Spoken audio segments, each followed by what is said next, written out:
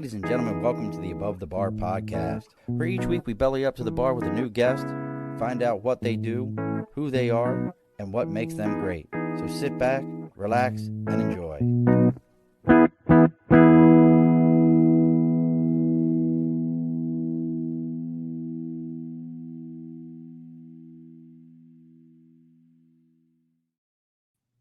Alrighty, folks, welcome back to the Above the Bar podcast. It's your host, Jon. We got 7 people already joining us. That's amazing.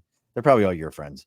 So, but welcome back to the show. We're bellied up today. We're talking about topics that I enjoy and I enjoy the most, which is anytime I get to talk to another service member, even if they were in the National Guard. I mean, technically, I guess it's a service. I mean, just depends. You know, they're like your cousin that like everybody's like, I got this cousin, and everybody's like, I know that cousin. That they're kind of like our cousin that like everybody's like, I'm gonna go see that one. He's finally graduated from tech school, and everybody's like, oh, I'm so happy. He's got his GED and everything. So joining us, I told you I have no idea how I'm gonna do these things, but we go. So joining us is the host and proprietor of Headlines and History.com, also a fellow service member in the National Guard here in New York.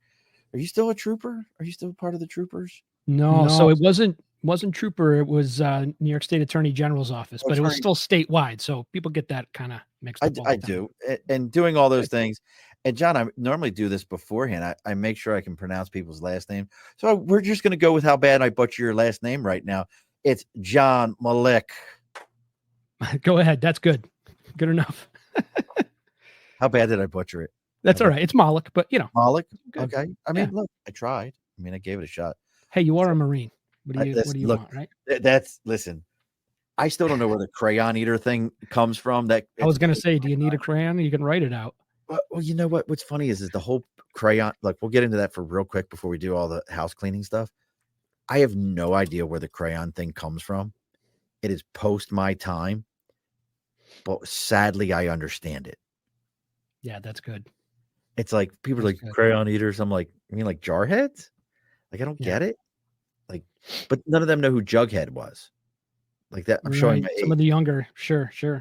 Like, so I get it. But real quick before we get into it, and John and I are going to be talking about how military intelligence understanding, like the understanding of military intelligence, affects how we understand global affairs. We may get into some a little bit more law enforcement type stuff, but that is where we're going to start at.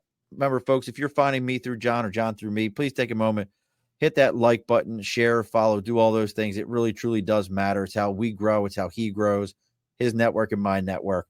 But let's do that house cleaning. So over my right shoulder, that's the big board for sticker and a cause. You see them Ravens right there. Big board for sticker and a cause. As always, if you got something that you're supporting, maybe you have your own podcast, a band, a group, something that you want others to know about, you can reach out to me on Facebook, LinkedIn, YouTube, Twitch, Instagram, X, TikTok. Our website is the abovethebarpodcast.com. Even our email is abovethebarpodcast@gmail.com. Reach out to me. Let me know what you got going on. I'll tell you where to send your sticker. Give me a little bit of a bio, and we'll give you some free advertising here on the show. The other thing is, and John, I think you'll appreciate this. It gets cold here in New York a little bit, right? It does. So you got to have good window treatments. If you're looking for good window treatments, make sure you're reaching out to Budget Blinds of East Greenbush or Budget Blinds of Hudson and Coxsackie, New York. Your number one window treatment companies in North America. They even have locations up in Canada. And if you tell them you're there to belly up to the bar, they're going to give you 15% off your entire order. That's Budget Blinds of East Greenbush and Budget Blinds of Hudson and Coxsackie, New York. But all that being said, this month, they're doing 25% off of all drapery orders. Now, some people think drapery is like grandma's big, giant, heavy curtains or something out of a movie where Mrs. Haversham, there's one for you. Remember Mrs. Haversham? Yep. Great Expectations, where they throw the curtains open and it's like, well, guess what, folks? That's not what drapery is today. You can have all kinds of drapery and drapery panels. They actually have a drapery specialist that you can reach out. That person comes out to your house. She'll measure. She'll show you the perfect drapery. So make sure you're reaching out to Budget Blinds of East Greenbush and Budget Blinds of Hudson and Coxsackie, New York. All right, John. All that stuff's done. First question. All right. Are you drinking? Oh, no. John, you're at a bar. You're at a bar. No, I listen. I totally get it. Let's just put it this way. You've probably heard this one before. I did a lot of drinking in my time, probably more than I should. Okay, fair enough. Fair Yeah, enough. right. Is that not the only thing in the world next to like when people are like, you're like, I don't drink anymore, and people are like, oh, like you could just be like, Yeah. I'm good. Like I never had a problem with it. Just people be like, oh, Oh, you're one of those. like you could be like, yeah, I don't do heroin anymore. Oh, good for you. Congratulations. You cleaned yourself up. Like alcohol, people like, yeah, I don't drink anymore. People are like, oh, They do. like bitch. It's all good though. You know, I've got a great listen, I got a great friends, great family. And you know what? It doesn't really happen as much as you'd think, to be honest with you. It does happen, and it's different than any other probably poor behavior. People, you know, roll your eyes a little bit, but it doesn't really happen that much or as much as it used to. Let's put it that way. I haven't drank in 8 years now, so. Oh wow, you really listen, brother. That's good stuff right there. So we're talking with Jon, and look, folks, if you have questions for Jon, you're interested, make sure you send us messages. Everything will get answered here right live on the air. So give everybody a little, like we talked a little bit. So worked at the Attorney General's office, Yep. Army Intelligence. You did, gosh, let me pull your bio back up. I don't know why I'm trying to remember things. If I look to my left, Jon, I have another screen over here. I swear I'm not ignoring you. I have my notes over here. So let's make sure I get Army National Guard, Organized Crime Investigator with New York State, which I can talk that. Like, I find that so interesting. Yeah. I'm going to ask I have a question about that right off the rip. And what else have you done? Like, Jon, you've got the website Headlines and History, which we got scrolling across the bottom. Check that out, folks. Headlinesandhistory.com. He's got his YouTube is that, his Instagram is that, he's got a Patreon. So if you want to just give Jon money, you can give Jon money that way. Wouldn't that be great, right? He would appreciate that. He would definitely appreciate that. But all right. So am I missing anything else out of your bio? No, I've not really. You know, I did a bunch of stuff. I even went to culinary school for a little while, but that's boring to talk about. But no, from my adult life, I spent 14 years as an organized crime investigator for the New York State Attorney General's office. So that's 14 years of listening to phones, wiretaps mainly, and narcotics, gangs, guns, that kind of thing. And I've been in the Army National Guard now 27 years, I think. And some of it full-time, some of it part-time. So right now I'm actually full-time and still working in the Army Intel field. And through a couple deployments in there, I did Iraq in 2005, Afghanistan in 2012, and Kuwait in 2020 during COVID, which was a blast. And but yeah, anyways, and we can talk about anything you want. We could talk about Venezuela all the way to narcotics in Manhattan if you want. But one thing I'll make clear is that whatever I'm talking about tonight, I don't speak for the government or the DOD. I'm just speaking for myself. That's excellent. The only thing I got to say. Absolutely. But let her rip. Well, James already says alcohol is worse than marijuana. My brother Justin says culinary school is interesting. I gotta ask. Was it CIA or was it Schenectady Community College? No, I went to Schenectady. Yep. See, now listen to me, folks.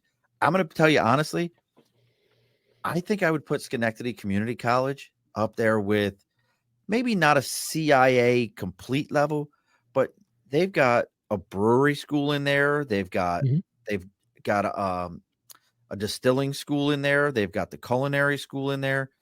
And for those of you like James said, alcohol is worse than marijuana.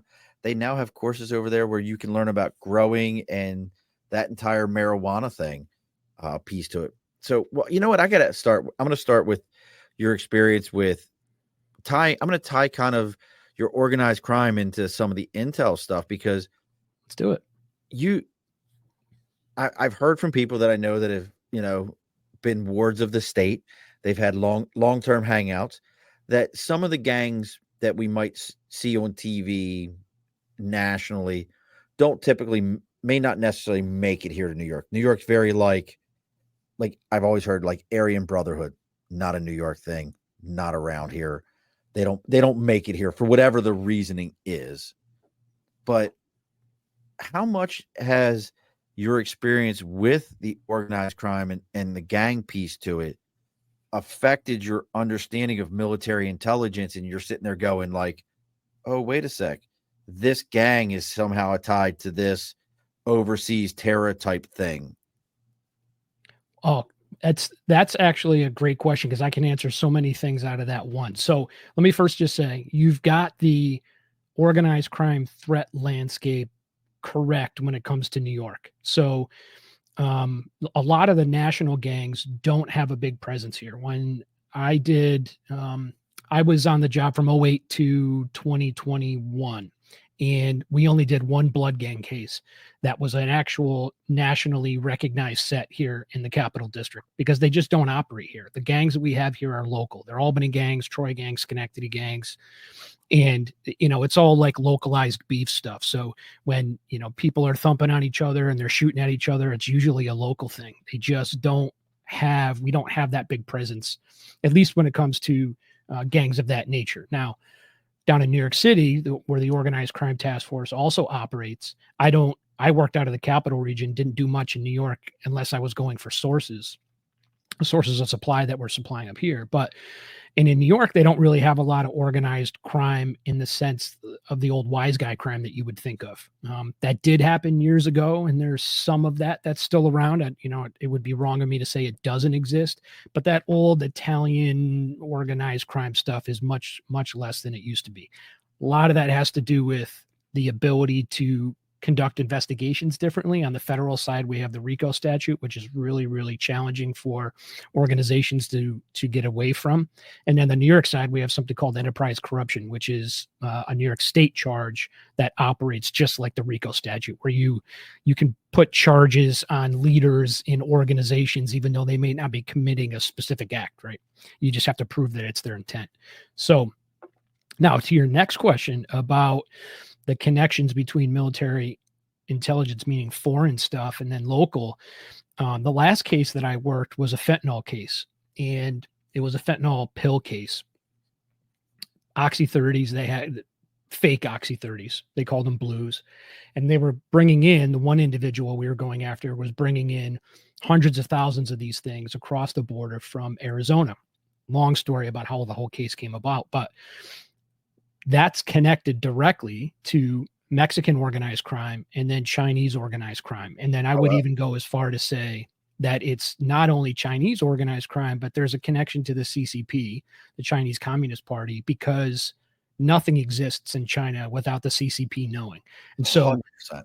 Yeah. So when they're producing liquid fentanyl in China, and then they're putting it on boats and shipping it to Mexico, and then in super labs down in Mexico, they're pressing it into pills or drying it into powder, because that's a thing now. People are snorting fentanyl. And then that comes across the border. They end up selling hundreds of thousands of these things in Schenectady. And guys get locked up for it. It comes full circle, 100%. Manny had a question. What about the Latin kings in the Schenectady area? Is that because I think I know where he's going. Like, they are a national gang, but was there a big presence? I mean, because I dealt with Trinitaris in Pennsylvania. So how about them? So again, it's not, the presence is here first, but it's small. And then second, it's hard to determine if somebody's what you'd call official, right? So we did this blood case. It was Operation Blood Sport, maybe. I'd have to look it back up in the media. But anyways, locally, one of the cases that we worked when I was on with OCTF, and the set here that we were going after, I think had like 7 members or something. I mean, that was it. But they were legitimate. They had a national tie. They were an officially recognized set. They had meetings on Sundays. They had a treasurer. They collected money. They sold drugs in the city of Albany. They didn't let anybody in. You couldn't just say, and they would get mad if you were wearing red clothes and you weren't part of the blood gang. But then there were a bunch of knuckleheads who would run around Albany who'd be like, yeah, I'm blood. I'm down. And they just weren't. So just because they're driving around Schenectady and tagging Latin King stuff on the wall doesn't mean they're necessarily part of the official set. So again, and I want to make clear, it's not that they're not here. It's just that they don't have the presence like you'd say in LA, right? Where now that makes sense. They are so big, they push those smaller gangs out. And it's funny you bring up with him bringing up Latin Kings, when I recruited in the Marine Corps, I will always remember a kid who came in my office, wanted to join the Marine Corps, seemed very, very nice kid, very legitimate, and wouldn't ever let, like, I was always like, hey, I just got to get your dad's signature or talk to your dad. Oh, we can only call certain times. You can only call this. And the kid had a tattoo, and it was a cross, but it was like in the service, if somebody passed, we have the cross and we put their helmet and their boots in front of it. Yeah. It was like that, and it had a Puerto Rican flag wrapped around it, but written on the flag, I believe it said I think it said always. It either said always or forever. I can't remember. And I didn't know anything better about it. Well, come to find out, the reason I couldn't get a hold of his dad was locked up. Dad was a Latin King. And I was always like, this kid isn't a Latin King. He's never been jumped in. He's got none of that. I didn't know that for them, they actually, and Kamir, that might be what it said. I don't remember. I guess he was born into it. Like, they have a different process than a lot of them. They're able to be born into it. That brings me up to my next question. And James, I'm going to get to your question here in a second, because I live just down the street from a chapter, which I always found very interesting. But in your training, and especially with the Army intelligence side to this, and then the investigative side to it, how much time did you have to spend, or for somebody who maybe is thinking about hey, I want to get into the service, or I want to get into this investigation, how much time was spent with you getting an opportunity to learn how to recognize these gangs out and about? Like, MOB doesn't mean mom's only boy or money over bitches. How much time, if you didn't know, folks, MOB stands for Member of Bloods. But how much time did you spend to learn, or what type of training was there? Or was it just kind of throw you to the wolves and figure it out? It was the latter, really. I went to the police academy, and there's limited information in the academy, especially if you go to the zone academy around here, which is what I went to. I went to zone 5. Zone academy, meaning it's all of the PDs within a certain zone. So it was Albany, Schenectady, Troy, East Greenbush, Saratoga County. Albany was even part of that academy at the time, even though they run their own academy now. And then the state police have their own. So, but they don't have a lot of specifics when you go to a zone academy, because you're dealing with so many different districts. So they hit the wave tops on a lot of things, right? But you got to get into your PD to understand what's actually going on in your town. And it was different in Albany than it is in Schenectady, even though it's just a short trip down 90. So I didn't get a lot. And then I got on the job and I started doing wires. I mean, that's my story is a little bit unique in the sense that, I was never patrol. I didn't go through the academy and wear a uniform and write tickets. I never did any of that. My military intelligence experience gave me an opportunity to get hired by the Attorney General's office, and they put me through the academy, and I was an investigator on day one. And so I wore jeans and a t-shirt every day, got my car, got my gold badge, and off we went. So I had a lot to learn, and I owe, all of the officers and investigators that I was working with all of the credit. They just put this. I had an Iraq deployment in my experience, but I didn't have any law enforcement experience, at least operational, right? I did work at the DEA for 3 years as a soldier, which is a whole different story. So I had some law enforcement experience doing criminal analysis stuff for the DEA, but operationally, I didn't know anything.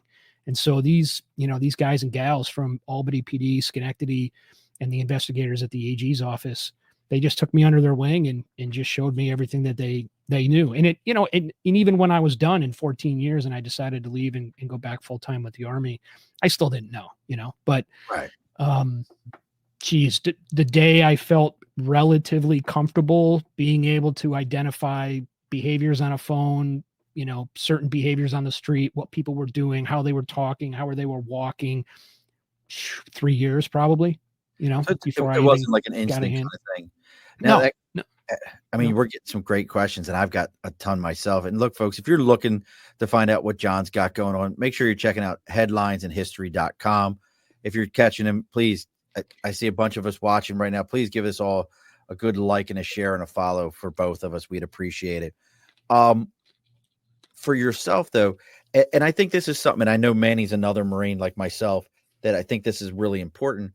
How much did your younger military experience in understanding, like, hey, I got to find the right person, grab a hold of their coattails and let that person train me, or even what I think most of us learn is that's the guy I don't want to follow, and let them not train me so I know what not to do.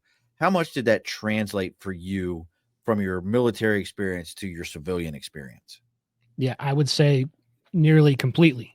I had joined the Army as a 17-year-old kid in 97 and got on the job after my first deployment, like I said, 3 years at DEA, and then got hired in 08. So I had a decade of at least one deployment, again, part-time Army stuff, for me to learn those type of things. And it's one of the main reasons I even had the opportunity to work for OCTF without ever being part of a PD before. And like I said, they put me through the academy, is because I had that decade of Army stuff in my past, and I had a resume built. I wasn't just an 18-year-old kid looking to get on the job and write tickets at that point in my career. So I knew it. I learned those things, and I was also lucky enough to work with a lot of great cops. And there's knuckleheads out there, and there's dopey cops, and there's cops that do things that they shouldn't do. But I'll tell you, I can assure you that the vast majority of law enforcement in this area, right? This is my experience, this area, whether it's local guys and gals in Saratoga, or it's the state police bubbas, or or Albany or Schenectady, whatever. They're really professional. They are. Some make mistakes, but yeah. So my point is, I learned what I had to do, but there wasn't a lot of challenge for me to find the right people, because really there were just a lot of great cops who knew a lot of great stuff. And so it was easy for me to just kind of latch onto a whole bunch of them. That's awesome. Yeah. James, I think I understand what your question is. And if you want to clarify, James says, what about Hell's Angels and motorcycle clubs? I know Lansingburg has a Hell's Angels club. Like, I drive past it every day when I go to drop my son off with his sister. Is that a big thing? Yep. Let me say that, people ask me, people have asked me in the past, is it scary to do the work, right? You carry a gun every day, you do that kind of stuff. And my answer is no. And it's just never anything that you process when you're working, right? Even when I was sitting in the gut in Troy at 10 o'clock at night on lower 6th, watching the young gunners do, whatever they do, it never bothered me. But the one time, and when I say one time, it was probably like 5 or 6, we were doing something small, when I had to sit outside of the Hells Angels house in Troy, was the one time you just think twice. It's they're a whole different breed. Yeah, I don't know. I don't know what else to say other than that. And I'll just leave it at that. But they're a whole different breed, and they do exist, and they're here, and they stay pretty quiet though. I was about to say they're there. There's another club down in Lansingburg on the far end of Lansingburg, close to where the old Price Chopper was. Yep, I know what you're talking about. Yep. And I don't even know, like, that's one of those ones where I'm like, it's a club. It's got military flags out front of it, but it never has that vibe. Like everybody stands outside, wears colors. They've got their colors on. Like, it never, as a guy who's retired, I never have driven past there and been like, man, that'd be a good place to go in and go talk to some other vets and have a drink. Yep. It's never given me that vibe. And based on your reaction right now, yeah, it probably should never give me that vibe. Yeah. So, always trust your gut. There's an intuition, and, the house that's, I don't think I'm telling anything that anybody doesn't know. No, God, you can't miss the place. Yeah. So it's a giant thing on the side of it. Yeah. Well, anyways, so the places that I'm talking about are quiet, and usually don't have a lot going on, and no signs, maybe not a lot of windows. And that's the place that is more involved.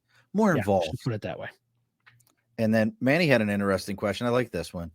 Is there a city in our area that does the best at deterring gang violence? That may have to do with implementation, management, even they just have youth programs that kind of keep those kids away?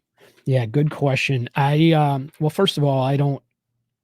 It's a tough position for me to compare for a few different reasons. One, I only have a lot of, most of my experiences on the law enforcement side, right? I have limited experience in terms of the programs and the great work that people do to try to keep, as many of these kids turning into, Problems. knuckleheads as they get older, right? I don't have an experience that made me feel like one place was doing it better than the other. I really don't have that. If I Schenectady, Albany, Troy, the bigger cities around here that usually have the bigger issues, they all have similar resources. There are places that we could call after we arrested somebody, or children that or places that we could take children, child protective services, either they were state, county, or city resources. So they're all similar, really. And I don't have enough experience to say, one is necessarily better than the other. And I would say the same thing for law enforcement, meaning, the Albany guys working in the South End are just as capable as the Troy guys working on Route 4 in the city, to try and keep the streets safe that way. So I think they're all just doing good work. And you bring up a great point. Now, the other thing I'm curious of, now we've talked a lot about your early military experience, how that led to your abilities in law enforcement, and then now you're back really full time dealing with military. What I'm kind of curious though is, now what did you, for somebody who's like, hey, National Guard or active duty, whatever the case may be, were you able to take from that civilian experience now to your full time that has made a difference for you, or made a difference in your day to day, to be able to say, hey, there's a lot more going on here, I can do a lot more?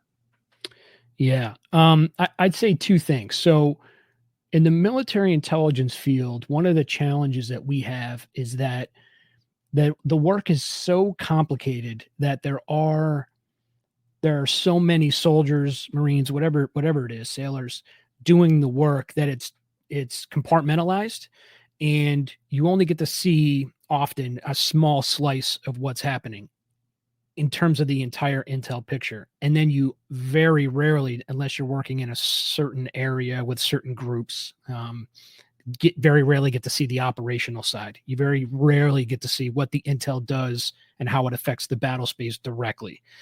That I get to do when you're on the law enforcement side, right? So you'll start a wire, you'll start a phone case on a gang in Troy, and you start doing buys, you get up on phones, you end up doing a whole case. And then, because I'm an investigator, obviously, I'm doing the surveillance, I'm out on the street. And then at the end of the day, when the indictment comes down, I'm the guy putting the bracelets on if it's my case. So I was able to take the operational experience and bring that into the intel side. Now, that doesn't mean I get to do it, but it means I get to see the intel in a different way. I get to say, like, when I was in Iraq in 2005, I didn't have any law enforcement experience. So when I was dealing with assessing insurgent groups and their intent and their behavior as they're running around, Saddam's palaces in Tikrit, I couldn't conceptualize all of the reasons why they were doing what they were doing. They were just names on a paper to me.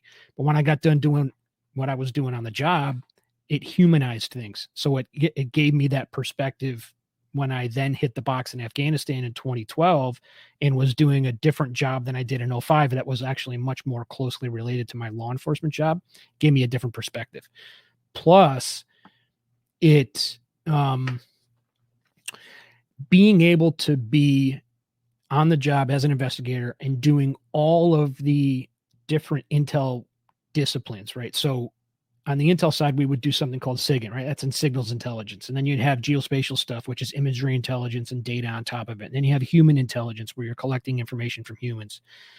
And investigators do all that, right? When you're sitting on a car and you're listening to somebody's phone, you're doing signals intelligence, you're doing human intelligence, you're doing imagery intelligence, doing it all together. And so spending the years that I did on the street putting all that stuff together, and then again, coming back into the Army intel side, gave me a perspective I just didn't have before. That makes sense to me. So you've really And as I hear it, John, you've been able to, and it's kind of unique, you've been able to tie different levels of your career at different times, crossing each other's path to just move you to the level that you are today and where you've gone with your career. I like that. David Laporte has an interesting question, and this is definitely going to be more of an opinion, your opinion here. Is there anything that you think from your experiences that we could do to effectively fight the fentanyl issue in this country? Yeah, so I wouldn't. It's very opinionated there. Yeah, it's I don't think there's anything different to fentanyl per se that any of the other addictive, challenging drugs are, right? I mean, you need all levels, right? All different weapons, if you will, to attack the problem, regardless if it's fentanyl or cocaine or heroin or whatever it is, right? But what I will say is that, and I hated to say it when I was on the job, because so many people that are working for the DEA or doing the narcotics work every single day are really just doing God's work out there. But I think it's fair to say, even for us that we're on the job, nobody's winning the war on drugs, and we haven't been doing it in a long time. Right. No. So it doesn't matter how many cops you have out there. It doesn't matter how many phones you're listening to, right? If you have a customer base that has a problem and is using those drugs, then you're going to have somebody who's willing to sell it and willing to go to prison to do it. So especially if it's profitable enough. And right now, that's one thing I guess I would say that makes fentanyl a little bit different, is the profit in selling pills and fentanyl powder right now is so exponentially greater than coke or weed or even heroin that it's going to be tough to deal with. But got a great profit margin is what you're telling me. We can roll this right into economics. It's not great. It's stupid. Meaning it's like that. Yeah. So all right. So you buy 100 grams of coke down in New York City, right? And I'm going to use numbers that are from my experience in 2020, 2021, right? So you buy 100 grams of coke for $38 a gram down in New York. You bring it up to Albany. Maybe you sell it to a reseller for $45.50. Maybe you're screwing somebody, so it's $70 a gram. And then the users are $100 a gram. And then if you go up to Lake Placid and you sell it, it's $200 a gram, right? So even if you have the greatest margin you could ever imagine, $38, and even if you're buying kilos at $25 a gram, you're still going to go up to Lake Placid at the biggest profit margin and sell for $200 a gram. Fentanyl, in the last case that I had worked, this guy that in particular, this main target we were dealing with, who was hanging out here in the capital region, but getting his stuff over the border in Arizona, he was getting it for less than $1 a pill, right? So, and when it was coming across the border, it was significantly less. We're talking cents per pill. And then when you get it up here into the capital region, people are using it for $20 a pill, right? Depending on if you're on a college campus, somebody will buy it for $30 a pill. So you're talking about a 30 times profit margin if you can get it from down in Arizona. And even if you get it from somewhere like Chicago or New York, which is a supply city for here, you can get those pills for $10, $11, $12, $13, $15 a pill. And then get it up. And that would be exceptionally expensive, right? So that's right. This is a 3,000% markup. It's crazy. It's insane. Yeah. And part of it is because, and again, I was dealing with the pills, what they call blues, and in my time. And part of the reason it's so expensive is that there's a draw that they make the pills look like they're oxys themselves. And then they stamp the little 30 on them, and then they sell them like they are. So people are thinking that they're buying an actual, what we call a diverted pharmaceutical, an actual oxy, when it's just a crap fentanyl from China, So, but people are willing to pay that price if they think it's actually been made in a lab and it's coming from Pfizer or whatever, right? That's amazing. And look, folks, if you like what John's got going, and we're going to talk about this here in a little bit, check out headlinesinhistory.com. Make sure you're checking out his Instagram, which is the same thing, giving him a like and a follow over there. So John, I mean, it's funny you mentioned the war on. I've said this a million times. I think I probably said it a million times here. And if anybody who knows me, I'm a firm believer that anytime the government puts the words war on in front of something. Yeah. The only people that make any money off of this is big corporations. And if you think I'm lying, folks, remember there is a war on drugs, there is a war on poverty, there's a war on illiteracy, there's a war on everything. And again, the only people that will ever profit. Now, I'm going to ask an opinion question because this is my opinion. And then we're going to get into talking about your podcast and your .com. Do you have any opinion on, and I believe in this, almost purely decriminalizing drugs and taking the billions upon billions of dollars that we use to support these wars on that we talk about, and doing like dumping that money into treatment, into protection, into taking care of. And the reason I say that is I think all these my personal opinion is all these insurance companies that were paying for people's cancer treatments and dying of cancer from smoking and all these other things. I think all those insurance companies are like, you guys got to do something. This is costing us money paying for cancer treatments. You guys in the government need to do something. We're paying you to take care of this. I think that we're just missing that piece where most people who are dying of drug overdoses don't have a job that they have an insurance company that's paying for them. And I think that's the missing piece to it is if we decriminalize and dump that money that we're dumping into basically making a lot of law enforcement, John, look like you and I did in our service days.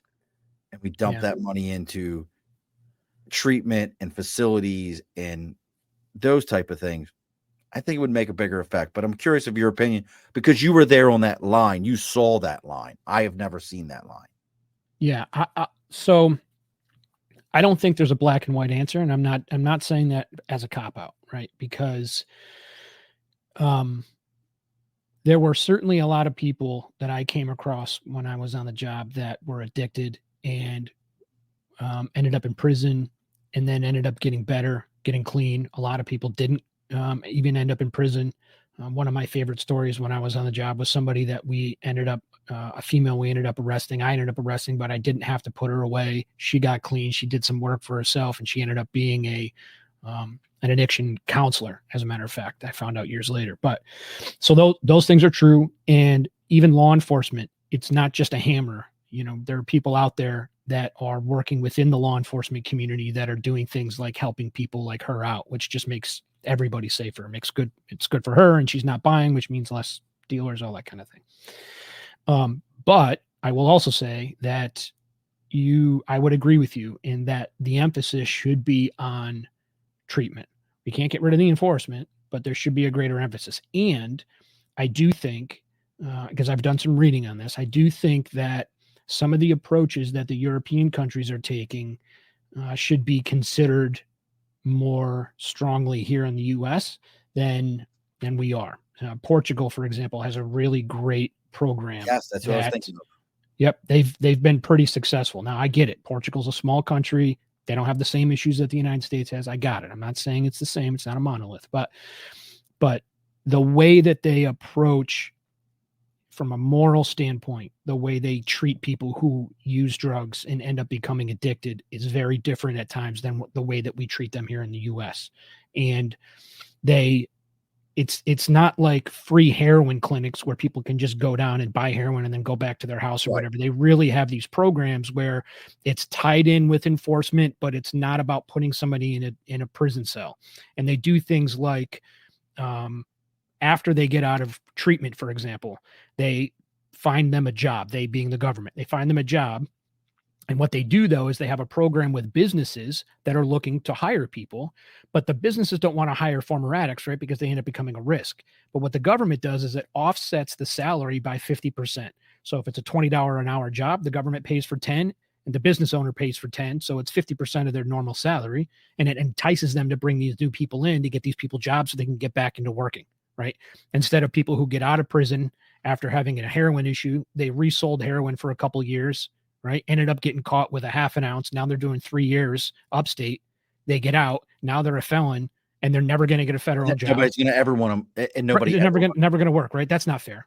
And so, but again, that the process should be looking to help those people, not the people that are taking advantage of the others that are down in New York, sitting in the Bronx, sitting on 5 kilos tonight, and he's going to be driving it up to Schenectady, and he does not give a crap about anybody who's going to use it. Is completely broken. He doesn't care. No, he doesn't care. He's just, now we can have a whole psychological conversation about why he doesn't care, right? And right, there's another animal. Yep.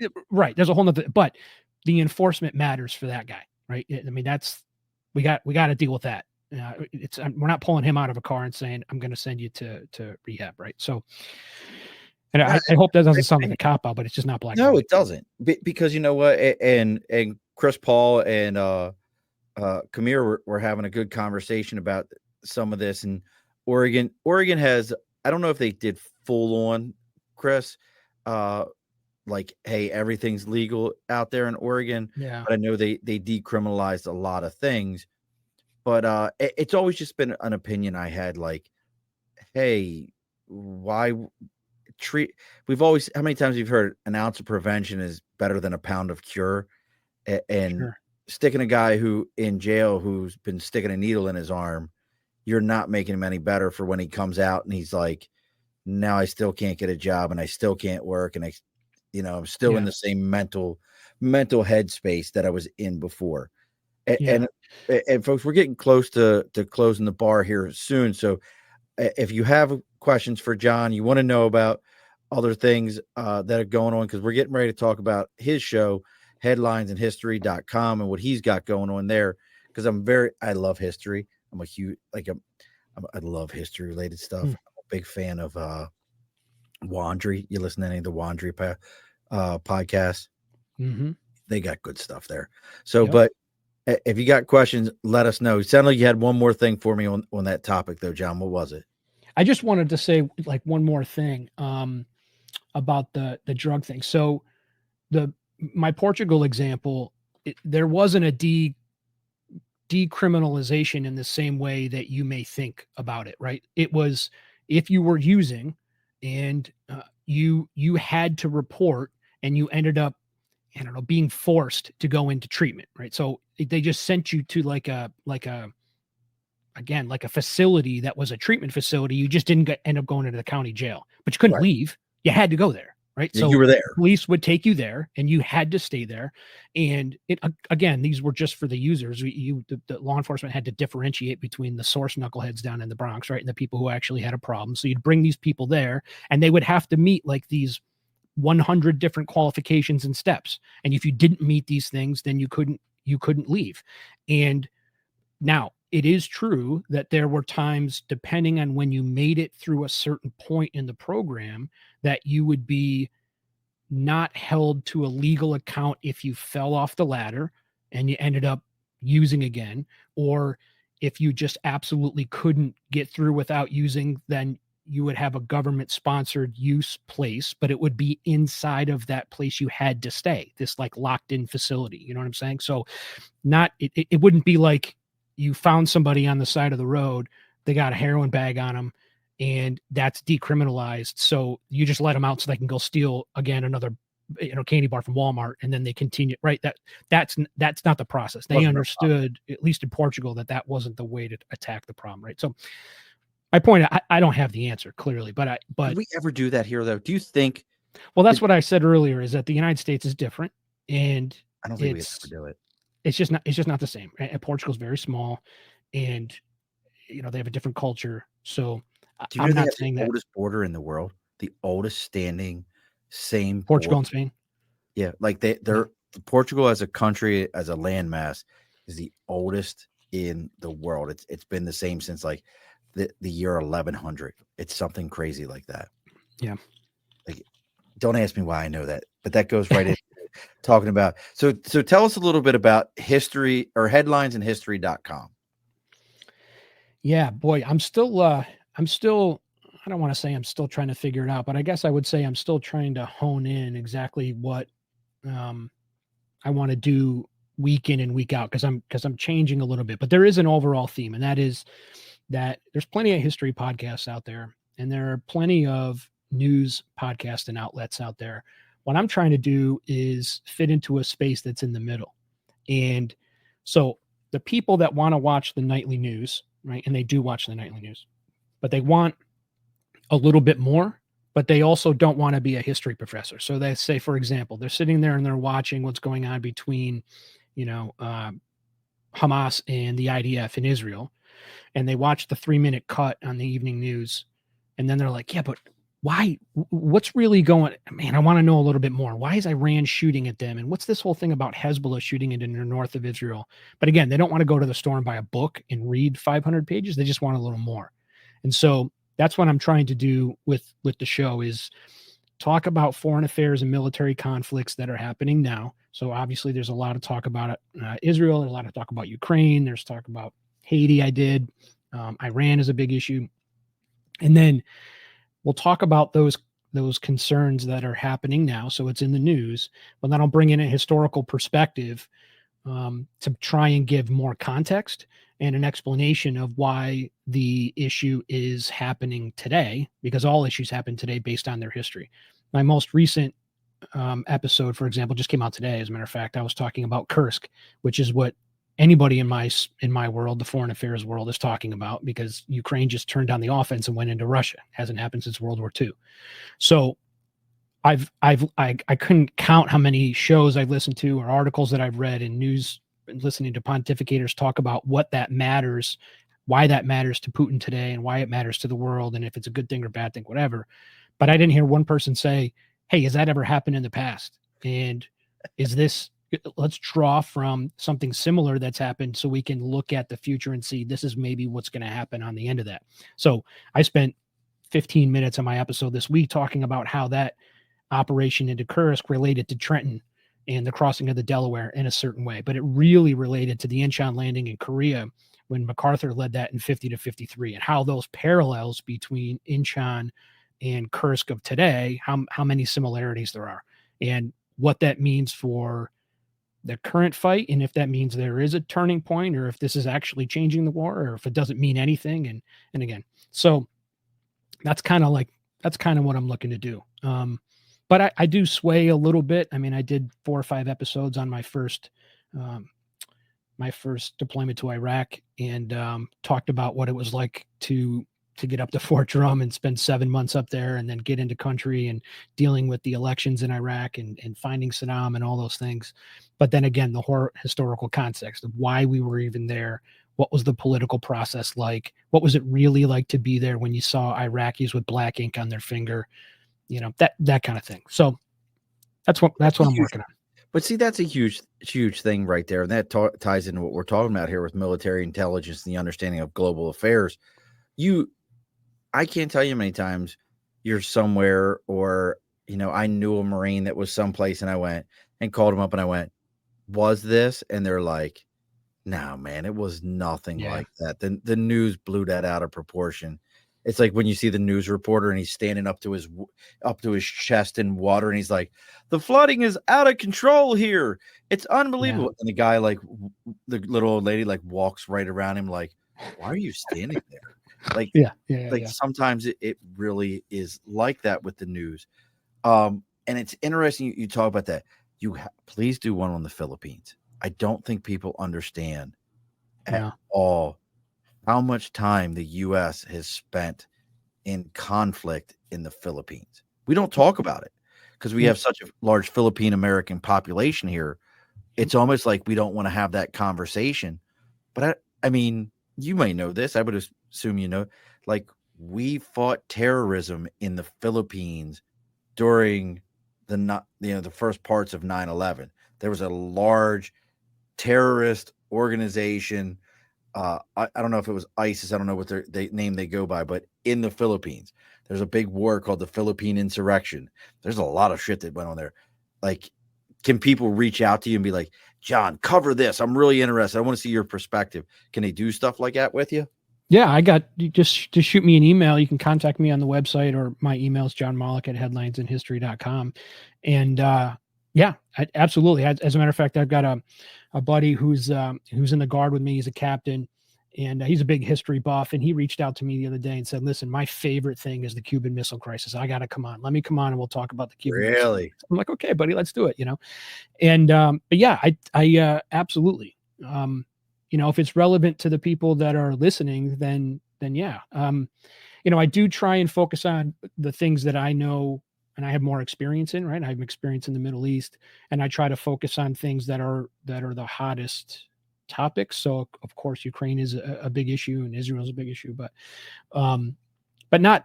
I don't necessarily stay there. Again, I did an episode on Haiti and the gang crisis that we're dealing with down there. I'm going to do an episode on Venezuela coming up soon. I have a great guest that's coming on, Alexandra Winkler. As a matter of fact, she works for CSIS down in DC. She's going to come on and talk about Venezuela.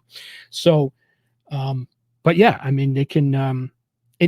And lastly, let me say the other reason that I did this whole show thing, this whole podcast thing, was not only is it interesting to me, but I have I feel like I have a responsibility as one of the senior intelligence officers in New York to ensure that my soldiers, and since I'm in a joint world airman, have as much information and potential analysis as they can have. And so I oftentimes will use the podcast to discuss things that I would discuss at work anyways, right? Obviously on the unclassified side.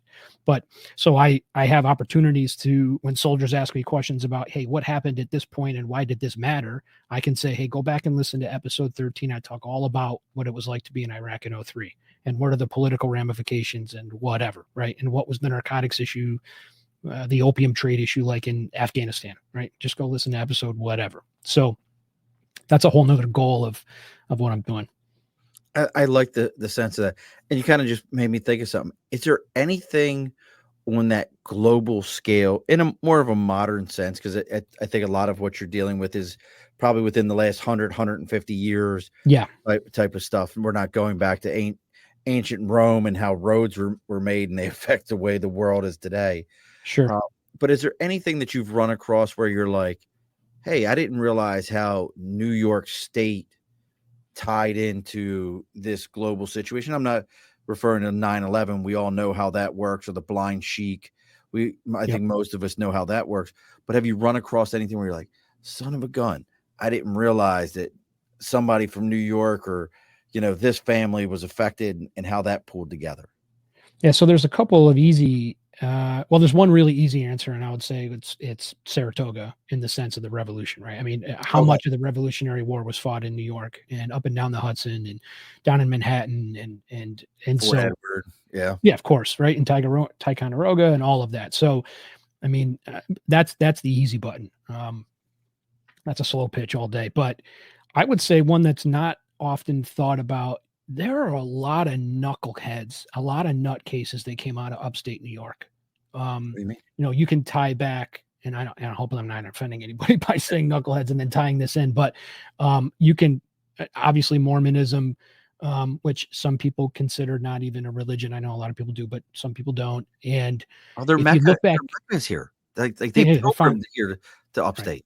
Right. Smith supposedly found the tablets here in upstate. But then, anyway, so.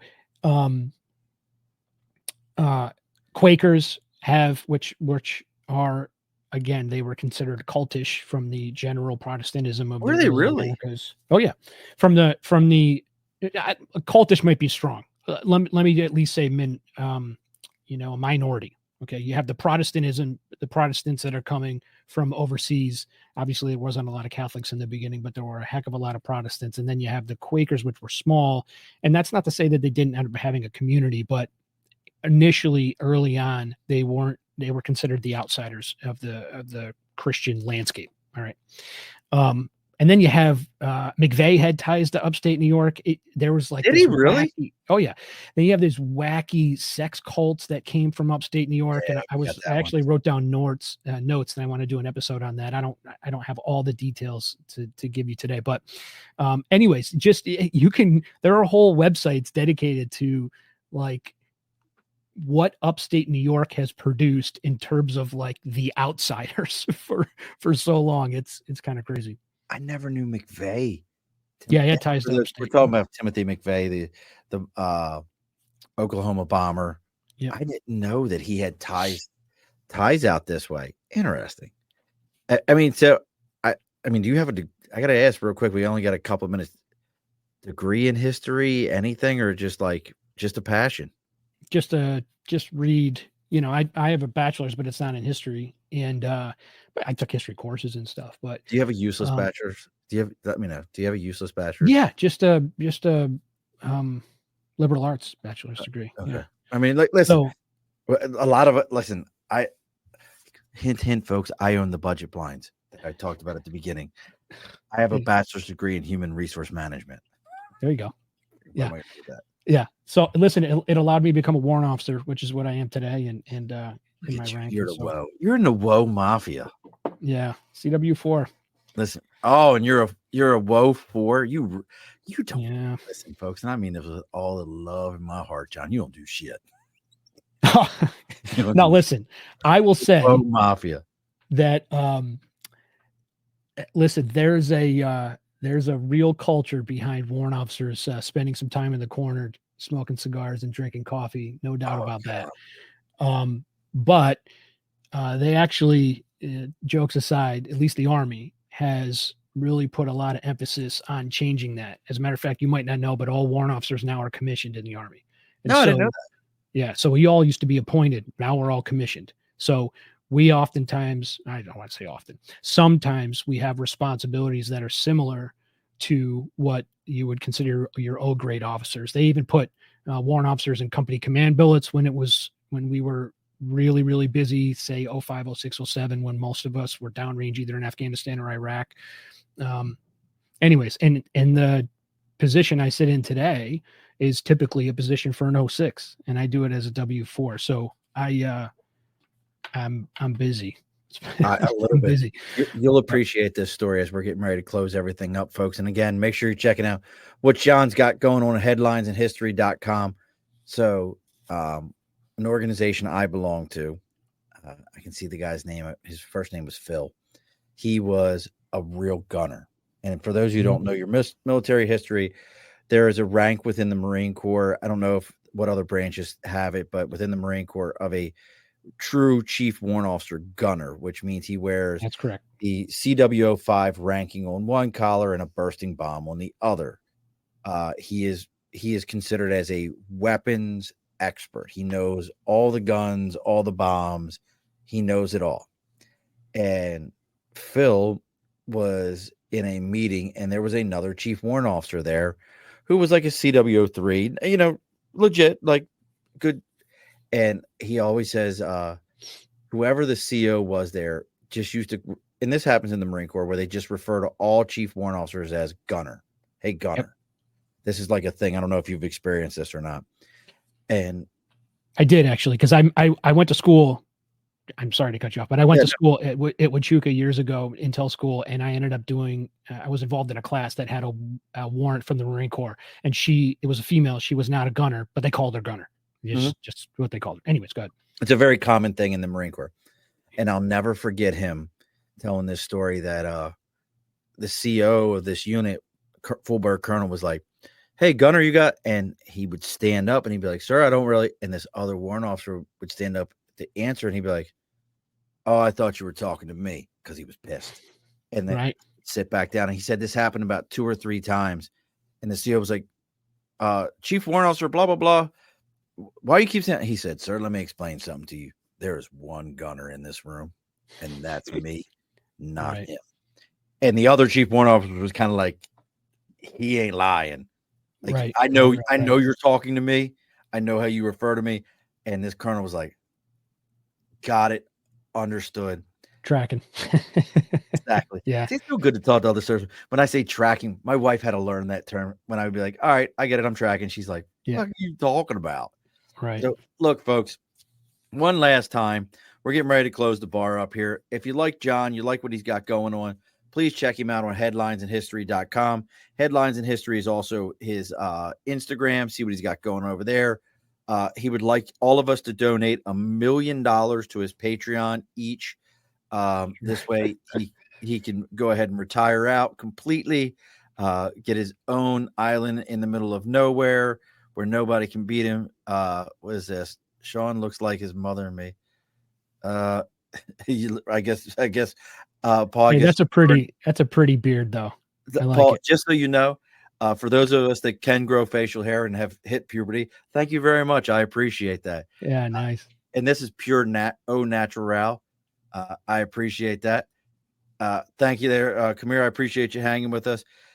Next week, folks, if you come and join us, we got Johnny Pantalone. He is a local comedian here in the Albany area who has made his way from really just open mic nights to he handles most of the openings over at the comedy clubs around the local area. We're going to talk to him about how did he get into comedy, what made him want to get into something like that, how he got into those different things. Always didn't you just cut it all? This is my actual brother. Thought you guys were saying a bad idea till I explained. Yes, I trim my beard. I actually just came from the barbershop. Look, man, I've been retired for 10 years and still get a haircut every 2 weeks. Hey, that's the Marine in you. It's in the blood. I can't not do it. So look, folks, as always, we appreciate you being here. I hope to see everybody next week. Come join us when we're talking to Johnny, seeing what he's got going on. Now, don't log off with me, John. We got to talk for a moment just after this. And I know, as we said before, I know you binge watched all. I got to figure out what this is. This is like 230, 240 or something. I don't know how many episodes we're up to. Oh, real quick, I want to say a thank you to everybody. We are currently in the top 5% of all podcasts in the world. That puts us in, for those of you that were listening, that means you are listening to one of the top 5% of shows out of over 3.3 million different podcasts that you could be listening to. So I appreciate you all for that. I appreciate you have no idea what that means to me. This has been a 4-year journey for me. Now, John, as we do in every episode, one of the most important things to me is the guest always gets the final word. So what's our final word tonight, John? Hey, listen, empathy is the greatest emotion that you can have that'll give you success in life. Alrighty, folks, be sure to push your stool in. This has been a Second Front podcast presentation found on Apple, Spotify, and wherever podcasts can be found.